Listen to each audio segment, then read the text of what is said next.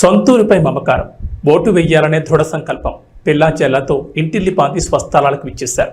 త్రికరణ శుద్ధితో బాధ్యతలు నిర్వర్తించారు. బంధుమిత్రులతో 2-3 రోజులు సంతోషంగా గడిపారు. ఉద్యోగ విధులకు వెళ్లాలనే కొండంత ఆశతో ప్రైవేట్ ట్రావెల్స్ బస్సులో తిరుగు ప్రయాణమయ్యారు. అంతలోనే మృత్యు టిప్పర్ రూపంలో దూసుకొచ్చి బస్సు డ్రైవర్తో సహా 4 నిండి ప్రాణాలు పలుకుంది. కళ్ళు తెరిచే లోపే అగ్నికీలలకు ఆహుతైన విషాద కాదిది. గాఢ నిద్రలో ఉన్న 10ల సంఖ్యలో ప్రయాణికులను తీవ్ర గాయాల పాల్చేసింది. క్షతగాత్రుల ఆర్తనాదాలు మెన్నంటిన వేళ స్థానికులు అప్రమత్తమై 108 పోలీసులకు సమాచారం చేరవేశారు. స్థానికులు క్షతగాత్రుల వివరాల మేరకు బాపట్ల జిల్లా చినగంజాం నుంచి పర్చూరు చిలుకలూరుపేట మీదుగా హైదరాబాద్ వెళ్లేందుకు మంగళవారం రాత్రి అరవింద ప్రైవేట్ ట్రావెల్స్ బస్ 40 మంది ప్రయాణికులతో బయలుదేరింది.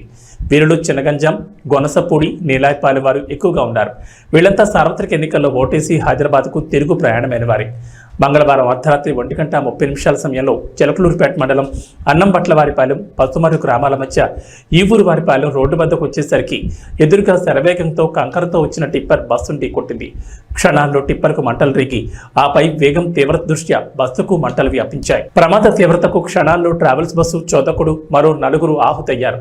మరో 20 మంది వరకు తీవ్ర గాయాల పాలయ్యారు. క్షతగాత్రుల ఆర్తనాదాలు, బంధువుల శోకాలతో ఆ ప్రాంతంలో విషాదం వెన్నంటింది. స్థానికులు దుర్ఘటన సమాచారాన్ని 108 పోలీసులకు చేరవేయడంతో హుటాహుటిన వారు ప్రమాద స్థలికి చేరుకున్నారు. ప్రమాద తీవ్రత దృష్ట్యా చిలకలూరుపేట, ఎద్దనపూడి, చీరాల, ఎడ్లపాడు నుంచి 108 వాహనాలను ప్రమాద స్థలికి రప్పించారు.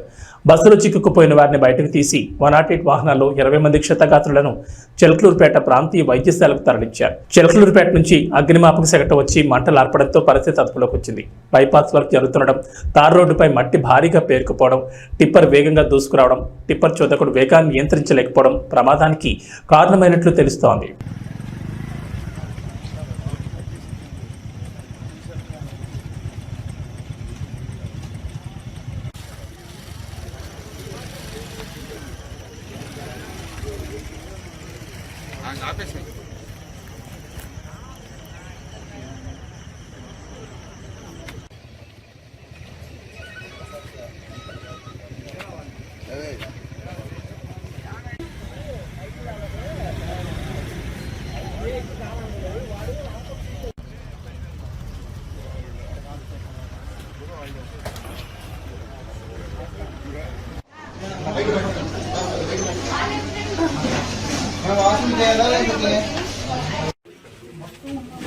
నా కొడుకు ఓట్లు పిలిచి అమ్మ ఏ నా కొడుకు అయితే ఏమైంది?